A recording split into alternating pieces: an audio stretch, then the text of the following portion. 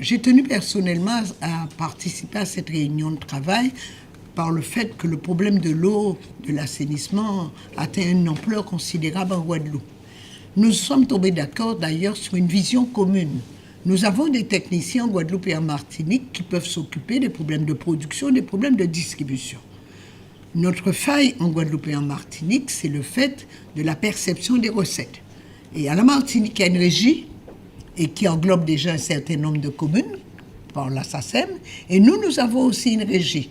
Et il est bon qu'on puisse échanger dessus pour savoir comment ça peut fonctionner. Maintenant, il est apparu à nos yeux que ce n'est pas nécessaire qu'on fasse des multinationales venir gérer le problème de l'eau, alors qu'on pourrait le faire. Nous avons échangé sur beaucoup de sujets. J'ai été très intéressée sur le plan politique à proposer des modifications à certaines structures, parce qu'il ne faut pas, à aucun prix, que nous puissions perdre des pouvoirs que nous détenons de par la loi.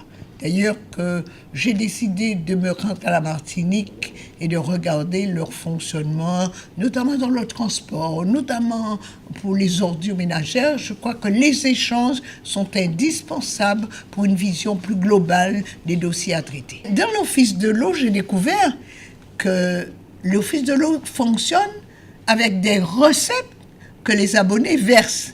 Et nous n'avons aucun contrôle de l'Office de l'eau. Et si je ne siège pas en tant que communauté de communes, à l'Office de l'eau, alors que les fermiers y siègent. Donc ce sont des discussions que nous devons avoir avec la Martinique pour que nous ayons des propositions communes à soumettre soit à nos assemblées, soit à nos parlementaires. Écoutez, nous avons voulu prendre contact avec les techniciens de la CSBT pour discuter un petit peu de la problématique de l'eau. Nous rencontrons chez nous aussi des problématiques concernant l'eau et l'assainissement.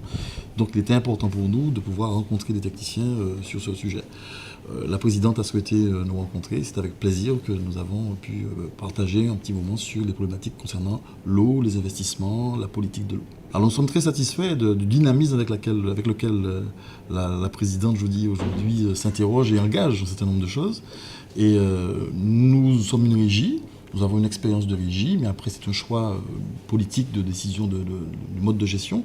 Mais en tout cas, il y a un certain nombre de problématiques de l'eau et de l'assainissement qui concernent autant les Martiniquais que les Guadeloupéens, puisque nous consommons de l'eau, nous utilisons de l'eau tous les jours pour nos besoins quotidiens, et ainsi que pour les industriels aussi. Mais nous avons parlé principalement, par exemple, des problématiques de renouvellement de compteurs, de renouvellement de branchements, des problèmes de fuite d'eau, de problèmes aussi de construction de stations d'épuration, qu'on voudrait qu'ils soient cohérentes avec, je dirais, les schémas d'aménagement des réseaux d'assainissement.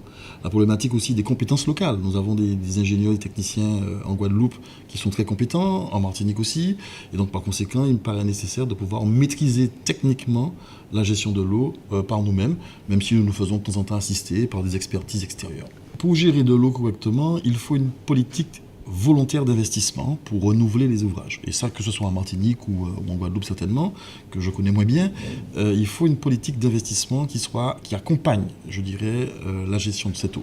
Premièrement. La deuxième chose, c'est qu'il faut une vraie politique en faveur des usagers, de service auprès des usagers. Changer un compteur, avoir un compteur qui tourne, avoir des renseignements régulièrement quand un usager appelle, qu'il y a quelqu'un au bout du fil qui puisse lui répondre, lui expliquer pourquoi, quand il y a une fuite d'eau chez un abonné aujourd'hui, il faut pouvoir lui répondre et lui expliquer qu'il y a des textes qui permettent d'avoir des dégrèvements, accompagner les précarisés. Tout ça, c'est une politique et ça ne peut être, je dirais, piloté que par un élu.